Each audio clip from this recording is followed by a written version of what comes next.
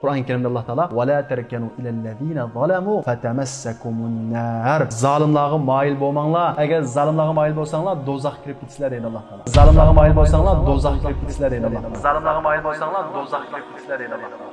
Şəxsi mənfəət deydi, Uyğur mənfəət deydi, hər xil anlamaqqa çaylaq anlanan geplər bilan zalimlar tərəfdə turuşqa çağırıyatqanlar çıxmadımı?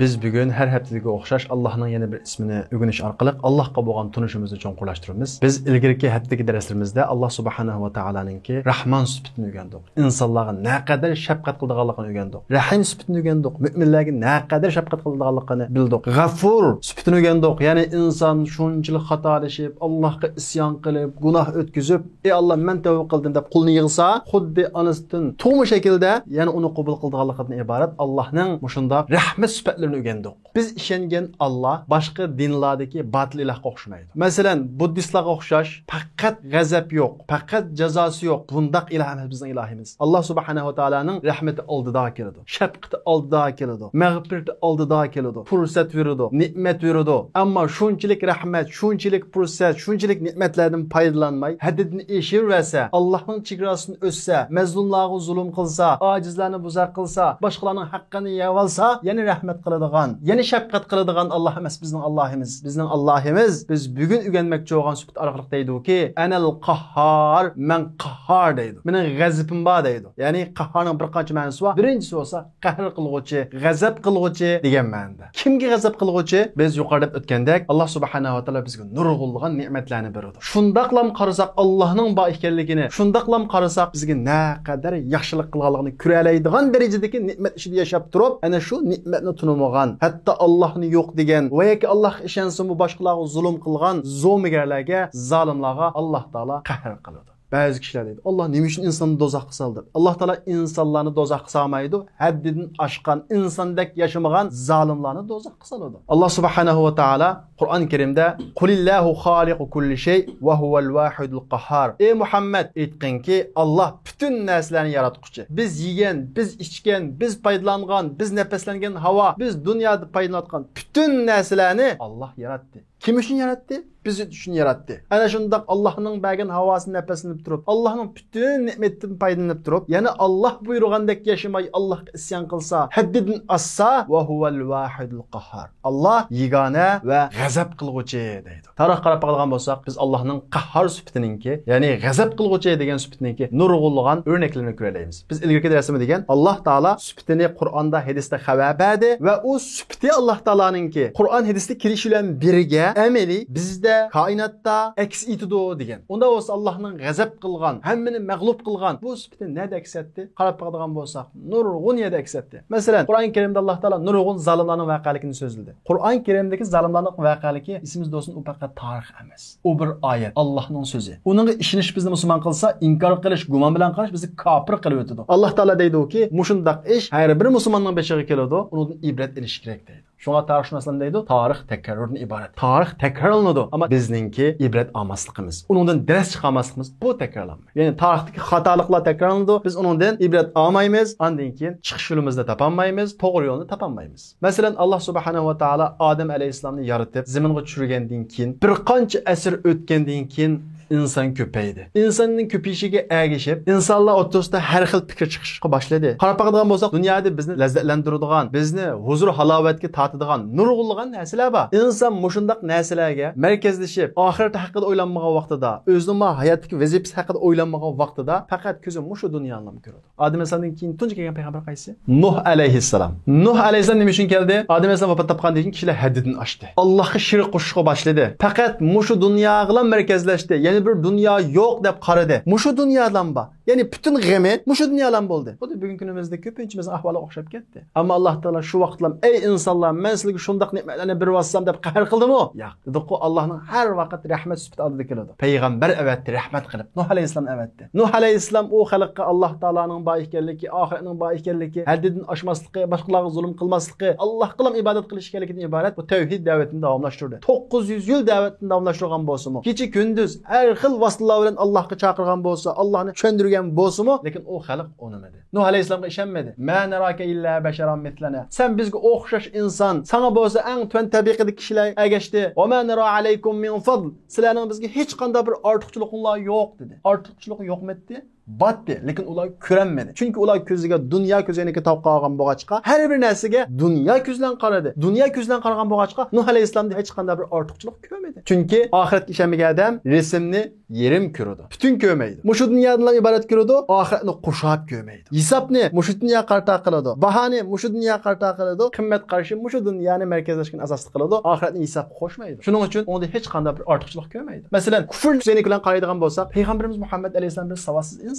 Ma dunyoda nurg'un ijodlarni qilayotgan insonlarga foydalanish uchun nurg'un narsalarni kashf qilayotgan kofirlar bormi yo'qmi? Bor. Unda bo'lsa, o odam yuqormi payg'ambarimizmi? Agar kufr ko'zini bilan qarasa, odam ma dunyoda nurg'un foydali narsalarni yasadi. Shundaqo. Ammo biz oxirat hayotini qo'shapmanda qarg'an vaqtimizda masala o'zgaradi. Bir odam ma dunyoda kamera yasadi yoki kompyuter yasadi yoki telefon yasadi, ammo Alloh qishamaydi kofir shundami? Foydalanigan bir ish qildimi? Qildi. Lekin ma 60-70 yil yashaydigan insonlarning hayotini qulayliklaştiradigan bir narsa yasadi. Peygamberimiz Muhammed Aleyhisselam ebedi hayatta kişilerin dozağa kirip gitişinin aldığını aldı. Hazır rak kesili var şunda o, doğrusu yok. Ondan başka diyabet kesili var, doğrusu yok. Eğer şu kişilerin doğrusunu yasap men, kişiler haksız takatsam, men o kompüter yasagan, telefon yasagaladığımı çok iş kılgan bulumen. Çünkü ben bir hayatlıkını kadar kaldım, tutkuzup kaldım. Kaç yıllık hayatlıkını tutkuzup kaldım, bir adamın 50-60 yıllık hayatını tutkuzup kaldım. Peygamberimiz Muhammed Aleyhisselam özünün peygamberlik ölen, azı 2 milyar Müslüman var. Tarihten bir yan kaygan Müslümanlarını alsak, bekcek, netçi milyat insanın cheksiz hayatınınki dozaq emas cennet kirip ketişige sebep oldu. Yani cheksiz hayatını tutkuzup kalışıga sebep oldu. Ahiretni hisob qo'shsak, Peygamberimiz Muhammed Aleyhisselam'daki insaniyetga töhfə qo'shgan inson tarixda yo'q. Demek Nuh Aleyhisselam'ın kavmi ana shunda ahiretni hisob qo'shmagandan keyin Nuh Aleyhisselamni sen bir odatlik inson, sening bir hech qanday ortiqchiliging yo'q deb Nuh Aleyhisselamni inkor qildi, ergashmadi. Muhlat berdi. Nuh Aleyhisselam har xil shaklda da'vat qildi. O'ylab qo'ying 900 yil da'vat qildi. Qur'on Karimda bor bu. Ergashmagandan keyin Allah subhanahu wa ta'alaning El-Qahhar, qahr qilg'uchi degan bu sifati namoyon bo'ldi. İsna'il fulke bi a'yunina.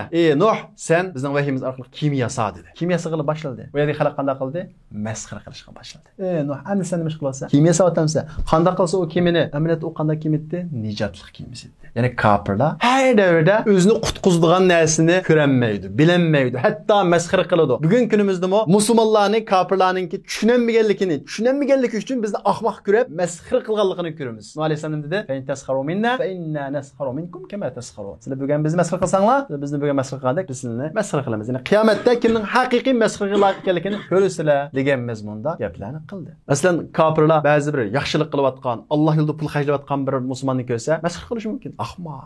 O'zi xarjisi bo'lmasmi deyish mumkin. Alloh yo'lida jinni birvatgan bir mujahidni ko'rsa, ahmoq jinni hayotini nobud qildi deyish mumkin. Amaliyotda musulmon ko'zini bilan qarasak-chi, ma bir hayotni imtihon maydoni, u oxirat hayotiga pul silyotidi. Oxirat hayotidagi cheksiz hayotni qo'lga olish uchun u kuch chiqaryotidi deb qaraydi. Bir sahoba o keyin shundalam neysanjilib shahid qilingan vaqtda nima degan? Fuztu va robbul Ka'ba. Muvaffaqiyat qozondim degan. Buni anglagan mushuk hayron qolgan, tushunmagan. Bu o'lsa fuztu, muvaffaqiyat qozondim dedi. Bu qanday gap? Hatta mushu kishininki nimani qozondi bu? Nimaga erishdi bu? Qanday muvaffaqiyatga erishdi bu? Bu muvaffaqiyatga erishdim deb nima demakchi? Deb izlanib, hayot bu emas ekan. Endi bir hayot bor ekan deb musulmon bo'lganligi tarix kitoblarida bayon qildi. Demek Nuh Aleyhisselam'ı ana shunda tushunamay qilg'ashni masxara qildi. Kimin yasadi? Allah subhanahu va taala degan bo'yicha bütün o'ziga ishongan kishilarni va bütün jonliqlarning bir jupni kimga soldi? Allah taolaninki qahhar sifati bilan g'azab qilib, qahr qilib, haddidan oshgan zo'migarlik qilgan kishilarning hammasini tufon balasi bilan halok qilibdi. Demek bu Nuh Aleyhisselam'ning voqeasi olsun. Undan boshqa İbrahim Aleyhisselam'ninki Nemrut bilan bo'lgan voqeasi olsun, Fir'avnning voqeasi olsun. Hammasida Allah subhanahu va taolaninki qahhar sifati namoyon bo'ladi. Shunga Qur'on Karimdagi bu voqealar qandaqdir bir tarix emas, haqiqiy tarixda yuz bergan Allohning qahhar sifatininki namoyandasi. Payg'ambarimiz Muhammad alayhisalom davridan bo'ldi. Mushriklarni qandaq qahr qilganligini, qandaq Allohning azobi uchratganligini, hatto shaxs sifatidami payg'ambarimizga shunchalik aziyat bergan Abu Lahabning Allohning qahhar sifatiga qandaq uchirganligini ko'rsatdi. Buni Qur'on Karimda bayon qildi. Undan keyingi tarixlarda bu nurg'un yuz berdi. Payg'ambarimiz Muhammad alayhisalom nurg'ulgan jabhat atish orqali islom davlatini qurib musulmonlarni azizlikka erishtirdi. Bir qancha sinaq, bir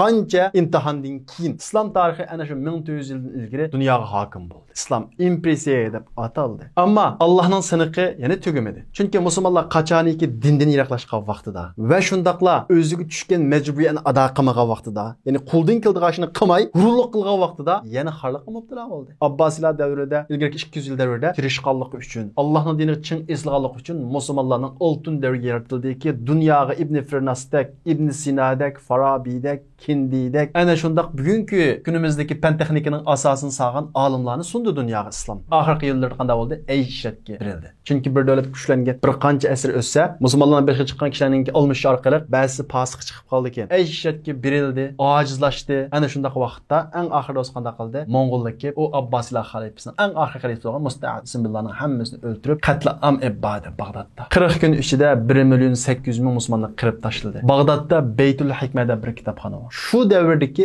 eng cho'ng kitobxona. O Baytul Hikmadagi kitoblarga o't qo'yib, Dajli daryosiga tashlab o'tgan deydi. Dajli daryosiningki rangi qariyib ketgan deydi. Tashlangan kitoblarning chiqliqida. Chunki o vaqtda Bag'dod bir ilm markazi, xuddi bugungi kunimizdagi Amerika va yoki boshqa bir g'arb davlatlarga o'xshash ilm markazi. Mayli xristian bo'lsin, mayli kim bo'lsin, bir narsa o'rganmoqchi bo'lgan bo'lsa, Bag'dodga kelib o'rganadi. Masalan, bizning Mahmud Qashqarboyimiz Bag'dodga kelgan. O vaqtda Bimoriston deb tunji doktorxona Bag'dodda qurilgan. Mong'ollarning besib kirishi bilan musulmonlar ajoyib zulmga uchirdi. Hattoki bir Mong'ol bir musulmonga "Sen mushu yerda turibdi, men uyamga kirib qilichimdan chiqib seni o'ldirib o'taman" desa, jin turadigan darajada qalbiga qo'rqinch siratdi musulmonlar. 40 kun ichida 1.800.000 musulmon o'lgan ekan, uning jasadi bitirib qilinmay vabo taqab ketdi. Faqat qabriga jamiga shuni vog'inlar saq qilib, keyin ular vabodan vafattab ketdi. Islom xalifaligi cho'kdi. Musulmonlarning qo'lidan kuch butunlay ketdi. Xuddi bugungi kunimizga, va yoki bugungi kunimizdami battar bir ahvolga qolib qoldi. Musulmonlar umidsizlikka cho'mishga boshladi. Ana shu vaqtda zulm qilgan zolim Mong'ollar bugün nerede? Ana şu Hulako'nun avlatları bugün nerede? Ulanın milleti mi qamidi bugün günümüzde? Zalimlar bazı vakti güçlüydü. Musulmonlar mahkumluq uçaydı. Lekin musulmonlar özünün dinine qaysa, quldan keldigan ishni qilsa, bedel to'lashdan yanmasa, rahatidan kechelsa, Allohning yo'liga qaysa, Allah buyurgan ishni qilsa, musulmonlarning soni az bo'lsa-mu, Allohning qahhar degan sifati bilan kuchlik zalimlar vayron bo'ladi, mag'lub bo'ladi. O'ylab qarashinglar mumkin. Ilgari shunda bo'libdi ekan, u vaqtda qirish nezlarda urushgan ekan deb. Qarab baqalar 20-asrlik, 19-asrning oxirlari. 1838 yılı şu devrdeki en güçlük devlet, qo'lda bütün texnikalar bo'lgan devlet Angliya. 20 ming askardan Afg'onistonga urush qildi. Bir yil yetmagan ichida Bag'dodni qo'lga tushirdi. Ajoyib ig'ir zulmlarni epadi. Afg'oniston xalqi ajoyib zulmga uchirdi. Bir yil ichida Bag'dodni elib, do'st Muhammadni hokimiyatdan tushirdi. Lekin musulmonlar Allohning diniga qaytib, bu zolimlarga qarshi kurash qilmasak bo'lmaydi ekan deb urush qilib, 6 yil yetmagan vaqt ichida shuncha kuchli texnikalik Angliya ustidan qo'lda shu nihoyat oddiy qurol bo'lgan Afg'oniston xalqi ularni mag'lub qilib, shu davrda kishilarni hayron qoldirdi. Demak, dünyadaki aciz musulmonlarninki kuchli kafirlarni mag'lub qilishida bu Allohning qahhar sifati. Ya'ni hammani bo'ysundiruvchi, qahhar qiluvchi degan bu sifatdan namoyon bo'ladi. Undan keyinchi dunyodagi eng cho'ng kuch bo'lgan Sovet ittifoqi Afg'onistonga kirdi. 100 ming askardan kirdi. 4-5 yil bo'lmagan ichida 300 ming ko'paytdi askarni. 300 ming askardan Afg'onistonni ishg'ol qildi. Ammo oxirgi natijada qanday bo'ldi? Musulmonlar nihoyat aciz. U Rusning kuchiga selishtirib bo'lmaydi, ammo badal to'ladi. Rahatidan kechaldi. Alloh degan yo'lga qaytdi, zolimlarga qarshi ana shu eng kuchli bo'lgan Rossiya mag'lub bo'lib chiqadi. Texnik yaqin davrimiz keldi. Dunyoning super kuchi bo'lgan Amerika Afg'onistonga 2001-yilda besib kirdi. Nurg'ulg'an zulmlarni qildi. Masalan, Afg'oniston rasmlari qaydigan bo'lsak, kichik bolalarning birisining qo'li yo'q, birining puti yo'q. Shundaqo, ajoyib ig'ir zulmlarni qildi. Ammo Afg'oniston xalqininki bugungi kunimizdagi taraqqiyot bilan u Amerikaning kuchini selishtirib bo'lamdi? Bo'lmaydi. Hozirgi aqlimiz bo'yicha o'ylasak, mumkin emas Amerikaning u yerdan chekinib chiqib ketishi. Halsirab oxiri bo'lmas, mumkin emas. Ammo Alloh qahharman deydi. Va buni har vaqt, har tarixda ko'rsatib qo'yadi bizga. Bu hadislardan bir ibrat olishimiz kerak. Mayli u Afg'onni yaxshi ko'rang, va yoki yaxshi ko'rmang, u keyin sizga yoqsin, va yoki yoqmasin, bu yerda bir haqiqat bor. Dunyodagi super kuch deb atalgan bir Amerika ko'z oldimizda mushu davrda nihoyat ojiz Afg'on xalqining oldida mag'lub bo'ldi. Chekinishga majbur bo'ldi. Demak, bu yerdami Allohning qahhar sifati namoyon bo'ladi. Ya'ni qahhar deganimiz ana shundaq zolimlarga qahr qiluvchi va hammani bo'ysundiruvchi deganlik. Qahhar sifatining ikkinchi ma'nosi bo'lsa, tizginlab turuvchi degan. Alloh taolo Qur'on Karimda "Va huval qohiru fawqa ibadi." Alloh taolo insonlarni tizginlab turuvchi deydi. qanday tizginlab turg'uchi? Inson qancha kuchlansin, qancha aql qilib kelsin, Allohning tizginidan chiqolmaydi. Allohning bizni tizginlab turadigan bir alomati bizning saqliqimiz. Saqliqimiz qaysimizning o'zimizning qo'lida, hech qaysimizniki. Bir ishni plan qilishimiz mumkin, paloniyaga bir ishni o'ylashimiz mumkin, ammo shu kunisi borolmasligimiz ham mumkin. Chunki saqliqimiz o'zimizning qo'lda emas. Shu kuni kasal bo'lib qolishimiz mumkin. Bir voqeaga uchrab qolishimiz mumkin. Demak, bu kasalmi har vaqt bizningki tizginimizningki Allohning qo'lida ekanliginingki bir namoyandasi. Demak, Alloh subhanahu va taolo Al-Qahhar, hammani bo'ysundiruvchi, zolimlarga qahr qiluvchi va har bir jonliqning, har bir insonning tizgini uning qo'lida bo'lgan Alloh. Unda bo'lgan ekan, qanday qilamiz? Asla umidsizlik yo'q. Qur'onda deb qo'ydi: "Ey insonlar, men Qahhar. Yetarki sizlar iymoninglarni yo'qotmanglar. Umid uzmanglar. Men Qahhar" deb buni Alloh taolo bizga eslatmoqchi. Nimishqa desa, inson shunday bir narsaki, har vaqt kuchlikni cho'ng biladi. Har vaqt kuchga ishinib ketadi. Haqiqat tarafda turma deb turibmi, kuchli cho'ng bo'lib qoladi. Bizning bu Qahhar sifatini oldigan birinchi nasibimiz, birinchi axloqimiz nima desa, asla va asla zolimga moyil bo'lmaslik. Asla va asla zolimnikini to'g'ri deb o'ylab qolmaslik. Chunki hammani bo'ysundiruvchi Alloh. O zolimlarning kuchligiga bizni aldab qo'ymaslik kerak. Qur'on Karimda Alloh taolo va la tarkanu ilallazina zalamu fatamassakumun nar. Zolimlarga moyil bo'lmanglar. Agar zolimlarga moyil bo'lsanglar, do'zaxga kirib ketasizlar deydi Alloh taolo. Men bu shaytni vaqtimda nima uchun Alloh taolo bu zolimlarga moyil bo'lmanglar deydi deb hozir o'yinlatdim. Nima uchun zolim samiz o'chkirimizga, nima uchun moyilimiz zolimga? Realligimizga bir qarab boqaylik. Zolimlarni maqtayotganlar chiqdimi, chiqmadimi? Har xil bahonalar bilan zolimni qo'llayotganlar chiqdimi, chiqmadimi? Shaxsiy manfaat deydi, Uyg'ur manfaat deydi. Har xil anglamoqqa choyliq anglagan gaplar bilan zolimlar tarafga turishga chaqirayotganlar chiqdimi, chiqmadimi? Alloh taolo dal shunga ogohlantiradi. Va la tarkanu ilallazina zalamu fatamassakumun nar. Zolimlarga moyil bo'lmanglar. Al-Qahhar bo'lgan Alloh, biz ishongan Alloh. Hammani tizginlab turg'uchi, hammani bo'ysundiruvchi Alloh. Shunga zolimlarning to'g'riti deb o'ylab qolmang.